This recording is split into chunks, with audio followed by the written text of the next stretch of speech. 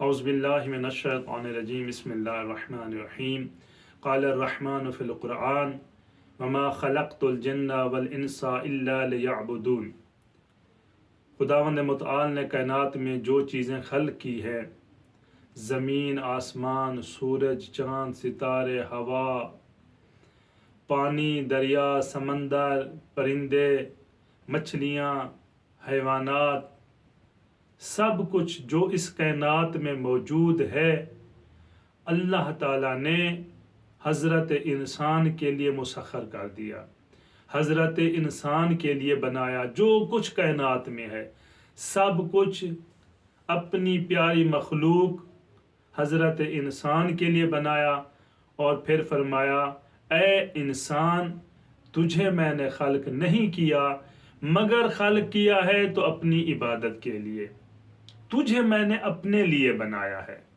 اور یہ انسان جس زمانے میں ہم زندگی گزار رہے ہیں، اس زمانے کا انسان پیسے بھر کے جھوٹی خبریں سنتا ہے، جھوٹی خبریں پڑھتا ہے، پیسے دے کر خرید کر پڑھتا ہے، خرید کر سنتا ہے، لیکن افسوس یہی انسان قرآن مجید کی سچی خبریں نہیں پڑھتا، جس میں قرآن مجید ارشاد فرما رہا ہے تیری تخلیق کا مقصد کیا ہے، تو آیا کس لیے اور جانا کہاں ہے، زندگی کیسے گزارنی ہے۔ یہ تمام خبریں جو قرآن مجید نے دی ہیں، اس کی طرف انسان کی توجہ ہی نہیں ہے۔ اور جس انسان کو اللہ نے اپنے لیے بنایا تھا، اپنی ذات کے لیے بنایا، اپنی عبادت کے لیے بنایا، اس کو تنہا نہیں چھوڑا۔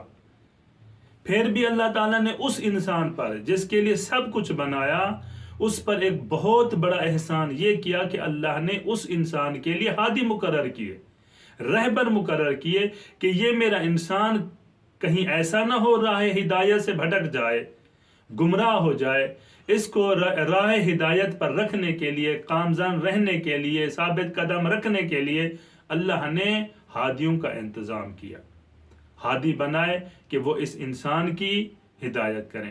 پھر اسی انسان کو جس کے لیے پوری کائنات خلق کی، پوری کائنات بنائی، اسی انسان کو اللہ نے اپنا جانشین بنایا۔ کیا مقام دیا ہے اللہ نے اس انسان کو کہ اسی انسان کو جس کو اپنی عبادت کے لیے بنایا تھا، اسی انسان کو اپنا جانشین قرار دیا۔ تو میرا خلیفہ ہے اس روئے زمین پر، لوگ میری ذات کی معرفت کریں گے تو تجھے دیکھ کر۔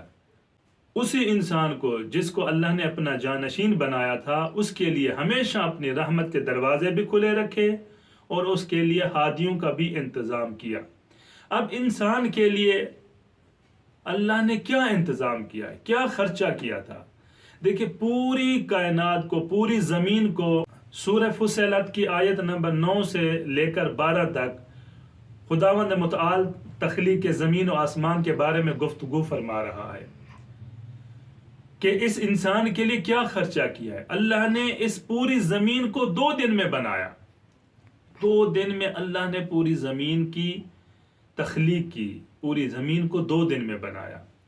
اسی زمین پر پھر اللہ تعالیٰ فرماتا ہے میں نے پہاڑ بلند کیے اور انہی پہاڑوں میں میں نے برکت رکھی ہے۔ یعنی آپ دنیا کی قیمتی سے قیمتی چیز جو تصور کر سکتے ہیں، وہ قیمتی سے قیمتی چیز انہی پہاڑوں میں ملتی ہے آپ کو۔